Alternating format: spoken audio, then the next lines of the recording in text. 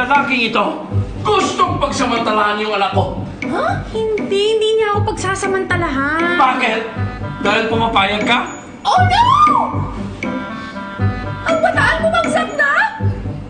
Andrea? Hindi pa. Teka lang muna! Bakit umabot sa bataan ng usapan na ito? Ay, dito lang sa Maynila nangyari ito? Ang krimen? Ha? Teka! Ikaw?